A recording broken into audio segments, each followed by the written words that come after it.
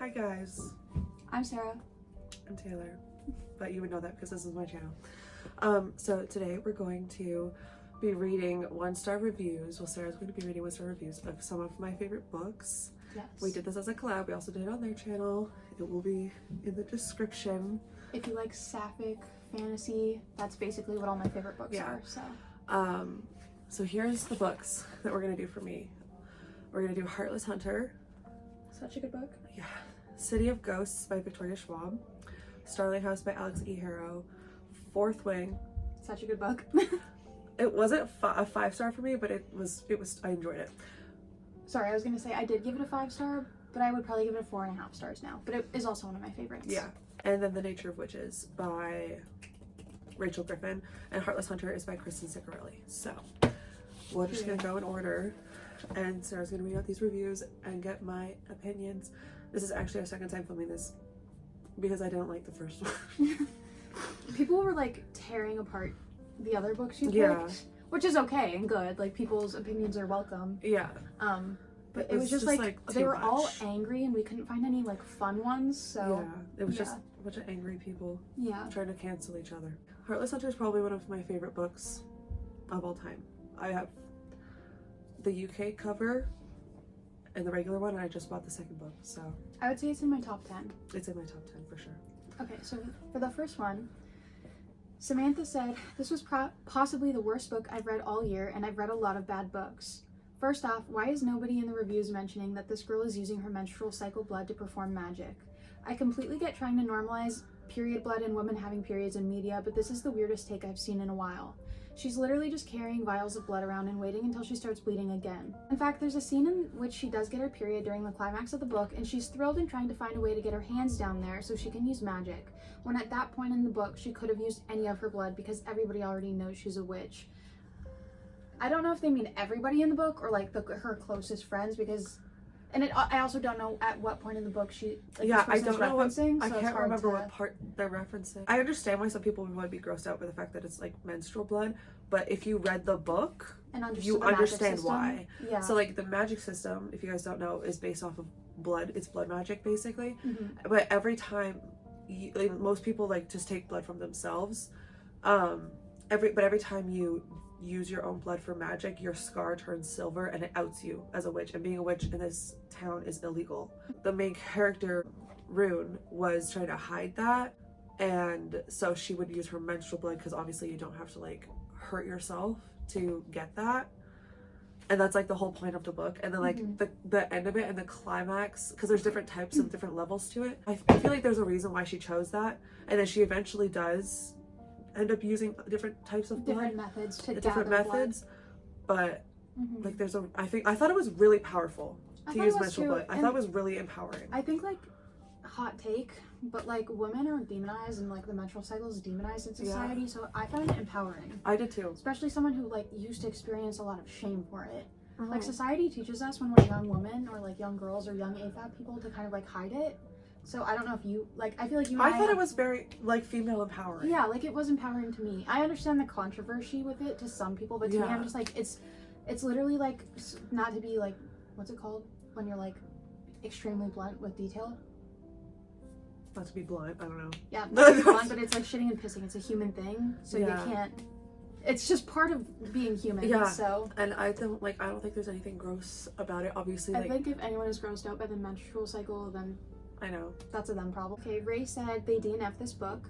The blood magic system idea had some interesting elements like the silver scars, but I wish the characters' actions had as much thought behind them as the dress descriptions. I don't remember the dresses having that much description, to be honest, but I kind of thought that was funny. So like they wish that like Rune's actions were more described. Yeah, and like more thought out by Rune. Okay, I think that was one of, like, someone else said something similar in a different review. I remember the dress that Gideon made for her was like really described, and I was like, okay, I get it. It's like a green dress. Yeah. Like, but I think if any of the dresses needed description, it was would have been that one. Because it was like a huge. Yeah, it was like a huge deal to him. Yeah. Like it was part of his character development to make that dress. Pickle said, "My book smelled like bunions. Very disappointing."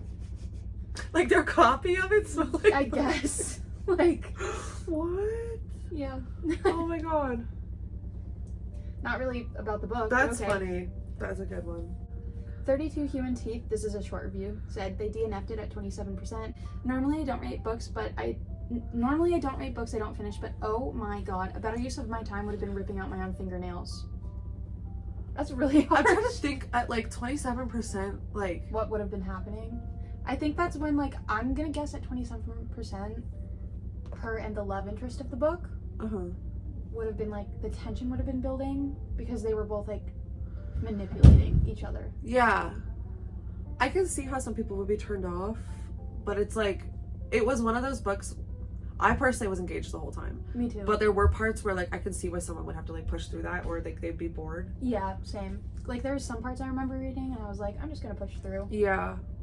But it was rewarding. 27%, like, I always try to get to, like, at least 50% before I decide I'm gonna DNF or at something. least, like, 40. That's frustrating, because I'm like, you missed, like, the whole point of the book. I know that's how I felt in my video when we were talking about Gideon the Ninth, when everybody yeah. was, like, hating on it. I'm like, if you just, like, read Push a little through. bit more. It, like, explains everything. Yeah.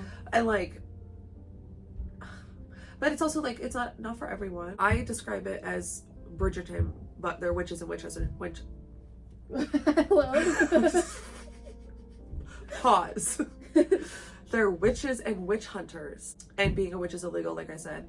Rune is a witch and Gideon is a witch hunter. That's in the back of the book. It's not a spoiler. And they don't know that they're, like, onto each other. And they slowly start to figure it out. It's so good. It's really good. The tension is, like, it's so good. Palpable. It's YA. I'm pretty sure, like, 18 and 19, but it's considered YA. And YA tension is, like, no other. I agree. It was really good. I'm excited to read the second one. City of Ghosts by Victoria Schwab. This is also YA. Actually, I think it's considered, like, junior fiction. So, like, 12-year-olds. But basically, the girl, I can't remember what her name is right now. Anyways, Cassidy.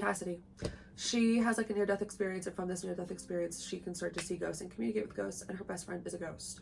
And her parents they're, like, paranormal researchers, and they get a, like, TV show offer. So they go to Edinburgh, Scotland to film this TV show, and she's a medium. She can, like, see ghosts, and stuff starts going down. There's 3 books in the series. I believe the first one takes place in Edinburgh, Scotland. The second one takes place in the catacombs in Paris. And the third one is the catacombs in Paris. The second one is... Isn't it London? I don't know. It's about a bridge. It might be London. Okay. I could be wrong. Or they're the other way around. Either way, one's the Paris catacombs, one's about it's called the Bridge of Souls. I can't remember where it takes place. And one... Oh, it's in San Francisco, I think. Oh, that makes sense. I think it's Bridge of Souls. I think it's in San Francisco. And then one is the Paris catacombs. I haven't read the other 2 though, just the first one. Fair. Okay. Okay, Amber said, as a lover of all things horror and paranormal, I was interested in the concept of this book. A young girl with a ghost best friend who can see ghosts herself. However, I only got about 3 chapters in before throwing in the towel. I typically try to give a book a fair shot and push through the fluff. Sorry guys. Push through the fluff of the first several chapters, but I couldn't get into this. It was subpar at best and moved through the story as though it was recitation. Cassidy immediately fell flat as a character and spoke about her life as if she was just as bored of it as she was trying to make the reader. In all, I wouldn't bother. Also, a comment, I didn't screenshot any, what kind of one? A common thing that people complained about in the 1 stars was that, like, this was Victoria's, or, like, Schwab's worst book. Really? Yeah. I mean, it's junior fiction. But so also... it needs to be easy to read. Yeah, and a thing I saw in a lot of the reviews is people were, like, not expecting it to be so, like, children-oriented. But it's, like... That's fair. So, like, just Victoria Schwab, if you don't know, it's also V.E. Schwab. She wrote The Invisible Life of Addie LaRue, The Vicious Duology. She's, like, a huge, like, book talk author. Well, she's been writing since before book talk, but You've probably seen her books. You've probably seen her books. But Victoria Schwab is, like, the name she goes under for her, like, YA books. Or, like, her junior fiction books. Like, okay, I agree that Cassidy, like, hated her life. And she was, like, really bored with it. But I think she had to set up for what happens. Okay. Because what happens eventually, like, gives her a purpose. Okay. And, like, she, like, is, like, coming of age. Like, she finds her purpose. Yeah, that makes sense. So I think, like, her 3 chapters? That isn't. Nothing happens in 3. Like, you just got to, like, they just went to Scotland or something. Yeah. The book is like very coming of age, sort of. Yeah. In like a very weird paranormal way. Okay. But yeah, like you would have like, there's a reason for why she was like hated her life and she was bored and miserable or whatever. Yeah. Because I think she felt very like ostracized and alone because she was like the only one around her that could see ghosts. I was gonna say, and she that had it's, no like, a very friends, lonely and her best friend was a experience. ghost. Yeah. And like then now her parents are like, huh, we're moving across the world. And she's like, To, great. like, profit off of your abilities. Yeah. Well, no, they don't use her. Oh, I thought the TV show was. No, her mom is a paranormal. Like they're both researchers. Oh, her dad's an okay, I author, but a misunderstood. skeptic, Okay. and the mom is a full believer. And they're authors, Oh, okay. and then they get a TV show deal. Oh, okay. And she just comes along. I don't think her parents know that she can see ghosts. Oh shit. Okay. Or if they do, her mom does. I can't Okay. remember that part, but yeah. Still, yeah. But, that yeah. makes sense. So, it's typical angsty. Like I'm 13 years old and I hate my life. Yeah, makes But- sense. It comes full circle. Okay. Kaylee said, every Harry Potter reference brought me closer to joining the City of Ghosts myself. There is a lot of Harry Potter references because Harry Potter was written in Edinburgh, Scotland, A like lot based off of Scotland. Yeah, a lot of, yeah, it was, oh my god, J.K. Rowling, a lot of Harry Potter was inspired by Edinburgh, and a lot of Yeah. it was filmed in and around Edinburgh. And Well, not all like of it, but one a of the lot. big places she goes to a lot in the book is the cafe where J.K. Rowling wrote the book. Okay, and also, So it's like, I'm assuming Cassidy is a Harry Potter fan. yeah, like the family is a Harry Potter. Family. They're a Harry Potter family, Yeah. which is like, I like Harry Potter, but not that much. I love it. I love it, but I'm not out here being like, I'm gonna pick out all of the locations where it was filmed and like go I see totally them. would. But yeah. Like I would, but it's not like at the top of my list of things to do. No, that's fair. But anyways, so It doesn't matter. Yeah. I feel like it wasn't that much though, but in the beginning it was mentioned quite a bit because when they just get there she starts talking about like, oh my god, Harry Potter. I'm just like putting myself in the shoes of like her, and I'm like, a 13-year-old me, is that how old she is? Something like that. She's like 12 or 13 Preteen? or 14 or something like that. I'm just like, if that version of me got to go to Scotland and be in Edinburgh and like got to see the road that inspired Diagon Alley, I would have shit myself. Pardon me. Like I would have been annoying talking about Harry Potter. So But I also, maybe, I don't know, I didn't start watching Harry Potter until I was like 17. fair. So, Kind of the same thing. Camden DNF'd this at 41% and said, girl, please read another book. This is one step away from being a Harry Potter fanfic. what? How? Makes no sense. I know. Like, there's no, like, magic I'm like, system. what kind of Harry Like, what Potter do you mean? fanfics has this person been reading, first Like, of all? Yeah, what? I mean, like, Yeah. I get it, because there's so many Harry think Potter references, Maybe but, they're just dramatizing, like how, I forgot about the Harry Potter references until you read the last review. Like, that's, like, I how don't, minuscule it is. how, like, it's brought up, but it's Fair. not a big part of the story at all. Fair. Next Yes. thing is Starling House. This was, like, again, not a 5-star, but enough that I really enjoyed it, and I think about it often, Mhm. and I do recommend it. But I want to reread it because I don't think I gave the ending like a good shot. But I know a lot of people don't like the ending, and I didn't Very true. I was love confused it. by it. I was confused by it because like so much is happening, Mm-hmm. and it's just like so thrown off the main plot. It isn't. The ending I found was quite ominous. Like, it's one of those books that Yeah. was for me. I'm not like It doesn't have a concrete yeah. ending. Like, I read a lot, but I'm not an avid reader. Like, I'm not super analytical. I just, like, I read for fun, which I know most people who read do. But, Yeah, but so the ending... You're not critical about yeah, the books. I'm not, like, analyzing every little detail Yeah. of any book I read.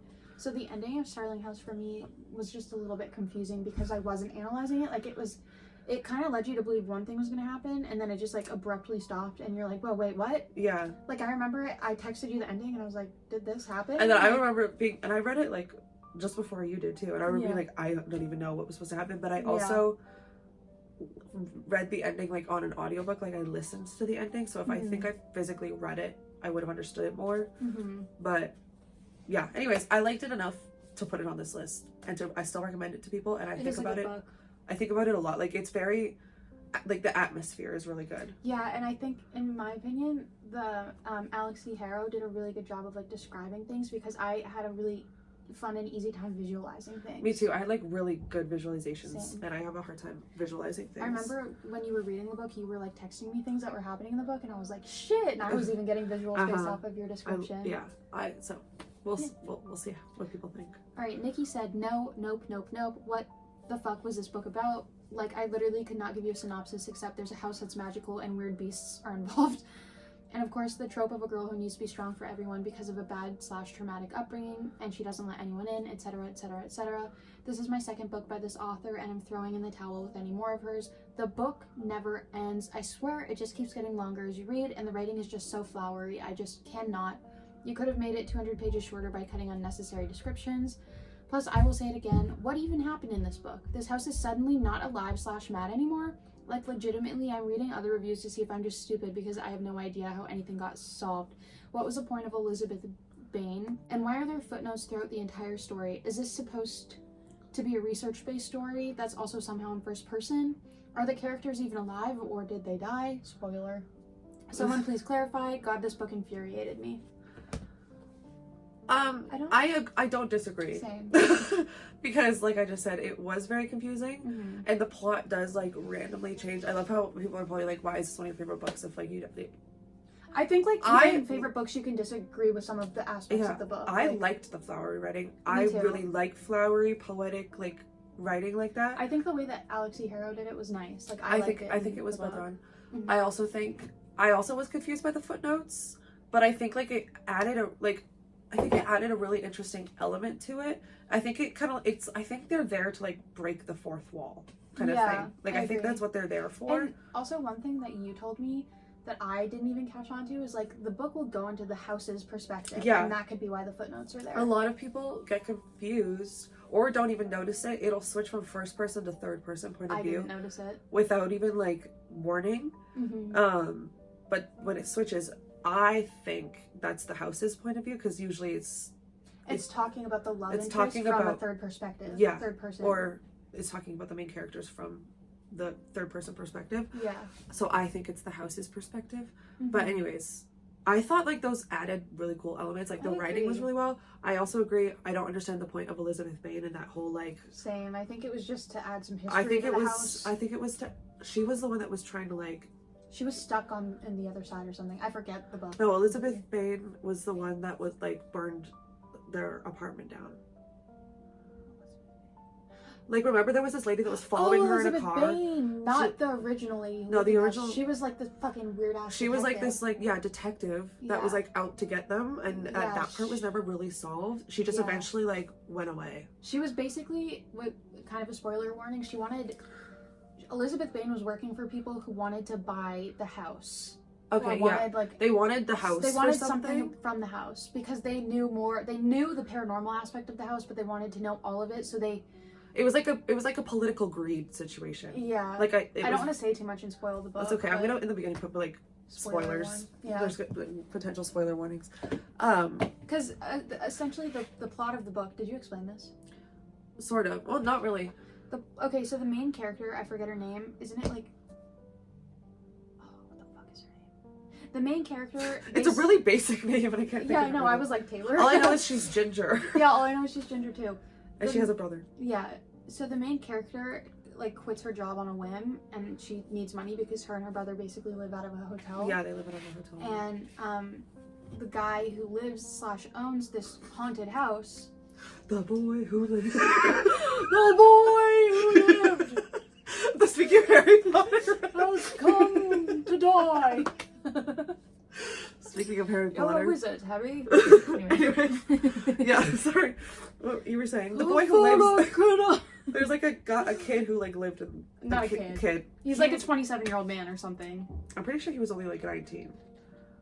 Or no, because they're in their 20s. Yeah. Yeah, I was gonna say she's like. What's her name? I want to say Olivia, but it's not Olivia. It's like Abby? No. I'll just Google. Ophelia? No, it's something like that though. It is. Anyways, yeah, she's like 23 or something. Yeah, and her because her brother's Opal. Oh, that's not a basic name. No. Oh, Opal and whatever her brother's name is. Caleb, Jacob, something like that. Jesse, I don't know. Really, I loved this book. I know nothing about it. Yeah, she like quits her job on a whim. And it was like, she's always felt drawn to this house and had nightmares about it because of something that happened in her past. And the townsfolk are all like, this house is Yeah, haunted, everyone's like, stay away from it. But there's a boy that lives there. Boy, he's like a man. 27. A young man. And like, no one ever goes there. Like, literally, groceries get dropped off like outside the gate kind of thing. Mm-hmm.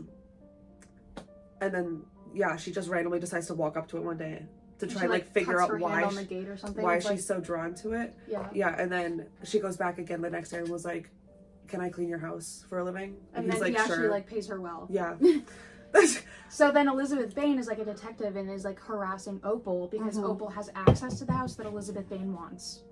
That's who Elizabeth Bain is. Anyways. I still recommend the book. Okay. Abigail said choices were made. You're not wrong. Yeah. I don't know if she's talking about her choice to read the book, or there's a lot of choices that were made. There's a lot of dumb decisions made in the book. Oh yeah, for sure. Someone said, "Can I give it 0 stars? I'm pissed at my book club for making me read this." You can just not rate it. That's true. And you can just not say anything. That's I don't true. personally rate books anymore because I feel like when I used to read books, the whole time I'm reading it, I'm thinking about what I'm gonna rate it. Same. So I don't rate books anymore unless it's like a 5 stars. Then on Goodreads I'll be like, this Same. is like amazing. It's like 5 I stars. only rate books that I like. Yeah, but like I also like it's a good thing to call out the author or like correct things. But it's like if you hated it and it's a personal decision. There's a spirit here. Sorry. I felt that too. Did you hear like the little tapping while you were talking? No. Not down there. It was like over here. No. Sorry. Carry on. It's okay. If it's like a personal reason why you didn't like the book, like I don't think the author needs to know that. Like all of these like bad reviews are just like a lot of them are personal based. It's There was one in our last video. I don't know if it was in yours or in mine, or if it was when we were researching and we were like, okay, then maybe just don't read the book. Yeah, it was or like just, like, something. don't... It was like I really don't like this trope or something. Yeah, and I was like, okay, that's not a valid reason to give it a 1 star. Yeah. Like, if you didn't like the book, that's fine, but the Yeah. actual book isn't bad. No. Yeah. Okay, 4th one? Yes. I'm scared. This is going to be both of us I know, reacting to it. Because this is one of our favorite series, like, collectively. Yeah. Okay, did you want to explain what 4th Wing is about, or no? It's like a If very you popular don't know what series. 4th Wing is about, then I'm concerned for you. Picture Harry Potter, but for dragons, but they're adults. Like, they're in their 20s. That was a really shitty way to explain it. I always explain it as How to Train Your Dragon and Harry Potter and the Hunger Games. Yeah, but not YA. But not YA. Yeah. Okay. Yeah. Sarah said, if I had $1 million for every cliche in this book, of which there are a multitude, I'd still regret spending $20 on all 498 pages of this mess. It is very cliche. And that's a problem I had with it, because like I said, this wasn't like my absolute favorite. I just thought it was fun. And I like it enough to like buy the rest of the series and special editions of them. Same. But like it is heavily cliche and relies on cliches and relies on stereotypical tropes. But like if you take that out of it, it's fun. The actual like world of it, the world building is like really good. I agree. But the writing style is not great. Yeah, I don't disagree with that. I think it's just one of those things where sometimes you just have to look past cliches and then it's like a good book. Which is what I eventually had to do. Yeah, like... I had to just like... If you think about it, what are your favorite books or movies or TV shows? They all have cliches that some people choose to not look past, but like it doesn't make or break it for you. So that's what it's like for me. Oh, I didn't realize there was a cat up there. In fact, I think like some cliches are cliches for a reason. You know what I mean? Like, people love them enough for them to be a cliche. Exactly. So it doesn't make it a bad cliche. No. Like, not all cliches are bad, in my opinion. Someone said, absolutely cancerous. There's a lot of people that, like, absolutely hate this series, so that was expected. I really, like, I get it. Yeah. Because it's not the best written thing in the world. No. I should have DNF'd this when I found out he wears skinny jeans. That's so real. That's real, but I don't even remember them mentioning. I don't remember it either. So I just. But this is why, because I don't think they're skinny jeans. It's like the flight leathers, so it's like so it has riding to be tight pants. for velocity. Like they're not. He's not like casually wearing like early 2000s fucking. I skinny will jeans. say could picture Xaden, I'm assuming they're talking about Xaden, wearing those like light wash ripped jeans that have like that weird ribbed texture over the That's knees. exactly what I was picturing too. I can see him but like wearing those. in like an army green color. Yeah. Or like a black or gray. But if you look past that, he's still hot, I'm sure. just look past that. Walking Tragedy said, I so could take a guy named Xaden in a fight. There was times at the beginning where I was like, this dude is punchable. No, the first time you meet him, I'm like, why is this guy being a fucking... I was like, I'm gonna beat him boy. up. I hope that person at least finished the book. Same, but I'm gonna assume not because I gave it a 1 star. But yeah, no, I don't disagree. Last one for Fourth Wing. Abby said, yes, I know this character has a chronic illness. I also have a chronic illness. In my opinion, this was shitty rep, and to keep describing as a fragile little being who can also coincidentally do all the things her peers can do at all times of the day is not good chronic illness rep. Thank you for your time.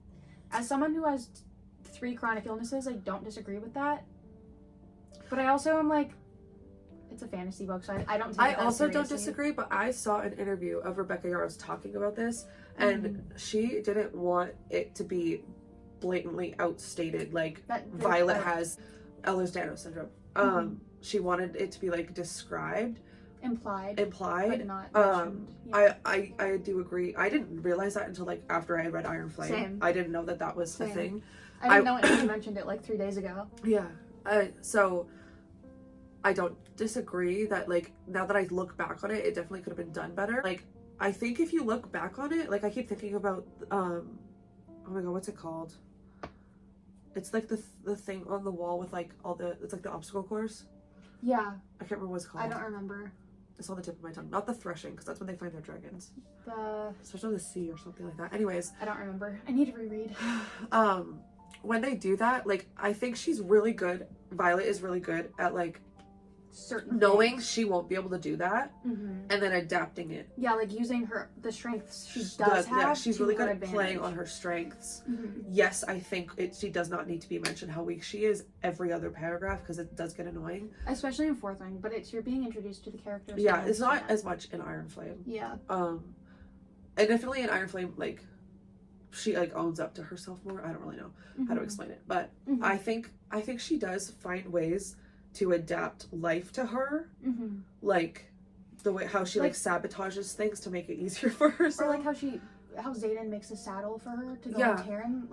Like they there's definitely a lot of ways, but also I wouldn't say I have a chronic illness. I don't really know if I do, but I'll fact check this. What if I have a chronic illness? I don't know if it's considered chronic because I don't want to like be. Yes, it is. Okay. Thank you for diagnosing me. You're welcome. I have chronic asthma. That's what I'm diagnosed with, like chronic asthma, but I don't know if it's a chronic illness. It says asthma is considered a chronic illness. It affects your life chronically, so I would consider it one. I can't do a lot of things. I would not be able to do whatever they're doing in this. I would have died. You made it sound like you're talking about the sex scenes. That too. I would have had to take breaks. Sorry. That's okay. But yeah, anyways. I don't disagree, but I also think the story is not about a girl with a chronic illness. No, that's just like part of her character. Like, but it's not her. The book isn't. The book. While she is the main character, the book isn't about her. It's about like everyone in the book because you get like a really good view of everyone. Maybe. Okay, now we have The Nature of Witches, which I didn't think I loved at first, and then after I read it, I ended up buying a physical copy. Most of these, I do this thing where I listen to the audiobook or I get it from the library before I buy it, because I cannot justify the book prices in Canada anymore. Real. It's ridiculous. So, after I thought about it, I was like, I actually think I really do like this book. But basically, I don't even know how to explain it. It's a witchy book. The girl goes to like this university for like witches, but your magic is based off of the seasons of the month of like when you were born. So like there's all different groups and they all have different types of magic, the different strengths and weaknesses. Like any of them could do everything, but it's not going to be as strong or as powerful. Okay. Yeah. Or it puts them in danger. Okay, that makes sense.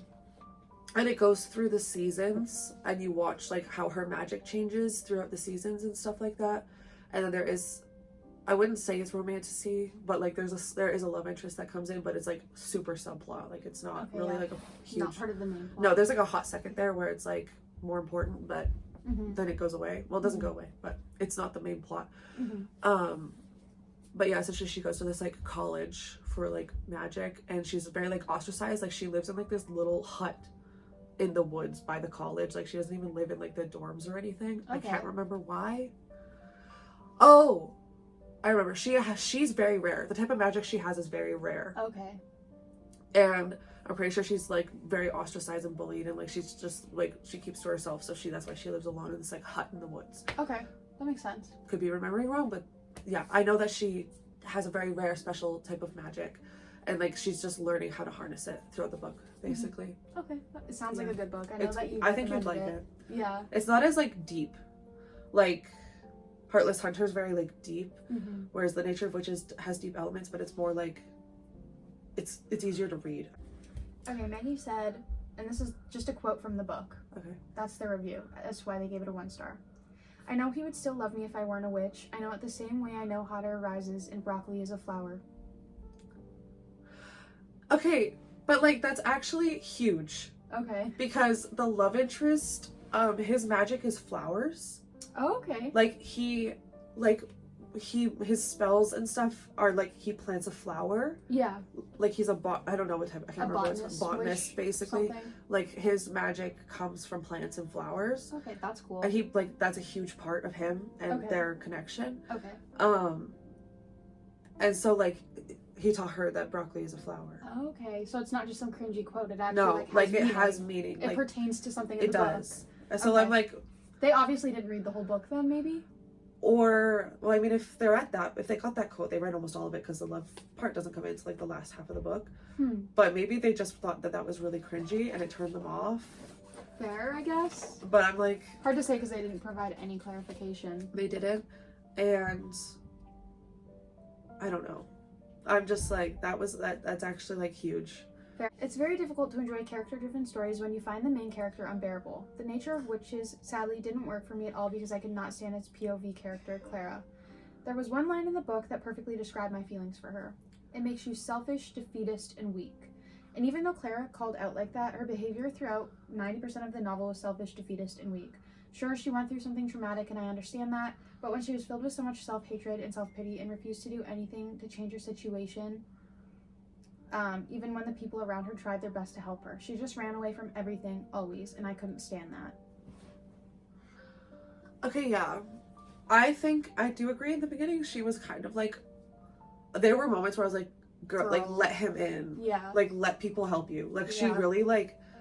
Isolated? She's very isolated, and she does not, like... There is moments where it's really unbearable because, like, this one professor that she's, like, working with and is, like, helping train her is, like, pushing her so hard to get her to open up and like just try harder, and she's just like, no.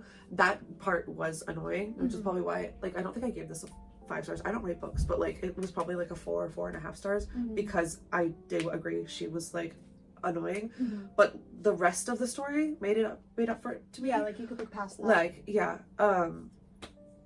and I think once she does open up, it's kind of like a redemption arc almost. Like I'm like, oh, okay, like this is very worth it, and it's very empowering. The ending, like I don't know, just like a woman taking back her power kind of thing from the traumatic situation. I remember, like I don't remember specifically what happened, but I do remember there was a point in the end where like I was almost crying because it was like that empowering. It was like empowering. That sounds really nice. Yeah, that sounds needed right now. It was nice. I recommend it. You got any more? Yeah. The book monster said the cover is the best thing about this book. Oh. I'm not going to shit about it for pages here. I'll just say that it was one of the most boring books I've ever read. The main character, Clara, was unlikable, and I didn't like her one bit, and I couldn't sympathize with her no matter how hard I tried. The magic was unimpressive and poorly thought out. The writing was bland like the story itself, and the love element was also without depth or emotional connection, and I had higher hopes. I disagree. The cover is my least favorite thing about the book. Interesting. I don't like the cover, and I've seen this book around for so long, but I was like, I never bought it because I didn't like the cover. I can understand why people would think it was boring or like unimpressive or poorly thought out, but I disagree. Like, I disagree with like it being poorly thought out, like the magic system, because the author actually took like courses on weather systems and how weather works. That's cool. And like what's it called? Like the seasons and stuff, climate and like cycles. It's literally in the back of the book or something. It says like she took Educated herself. Like college courses or something in order to write this book, so she could understand weather systems and how they change. Because a big part of their magic, like I said, is the seasons and weather magic. But I can see like it is like, it's again, like I said, it's not intense, it's not crazy, like there's nothing like super like, oh my god, that happens. But that makes sense. It was just like, it's like a fast-paced, like lighthearted, if you want like Sounds good, honestly. if you want like a fantasy that's not like Brandon Sanderson level descriptions, like, then it's a good. then it's yeah, and it's not very long either. Okay, I'm gonna read it. You should. Apollo said, bought this as a bisexual fantasy, straighter than my ruler, aka they bought it for the queer aspect, but there was no queerness. And that's not the only review I saw that mentioned that Clara was supposed to be queer, but like there was nothing about her queerness in the book. I disagree. Okay. She's queer. One of her like rivals, or like her academic rivals, is her ex-girlfriend. Oh, okay. And it's like a big part of the book. What's talked about in the book and stuff? Yeah. Okay, cool. And her like struggling with her sexuality and stuff like that. Okay. So maybe it's not a big part of the book. Is that all you had? Yeah, that was it. Okay. Well, let me know if you read any of these books. If you feel the same, I will not be offended, because I get Art it. is subjective. It is, and everyone has their opinions. If you... Oh, I thought there was a ghost. No, I thought there was like someone outside my window or something. Her cat just looks cute. He's so cute. Oh, little sleepy. Oh, bye-bye. They're so cute. Sorry. It's okay. Yeah. I mean, I don't disagree with a lot of things said about these books, but I don't have... The reason why a lot of these books were like, they weren't like 5 stars for me, is because I, for like 2 years, only read romance. And I hate romance now. Don't hate, I just cannot read romance. It's overdone for me. I just do not read romance anymore. But I love fantasy romance, and I love romantic elements. And so I just didn't want to talk about like most of the books I've read. So this was going off of literally just like last year. That makes sense. So it's hard for me to find a lot of like books for this that I loved, because I'm also very picky. Whereas you said you're not as analytical, I am a lot more analytical and critical when I'm reading. So yeah, but I hope you guys enjoyed. Thank you for having me on your channel. I think this was a first. Thank you for having me on your channel. Oh, of course. Yeah, Sarah's video will be linked in the description.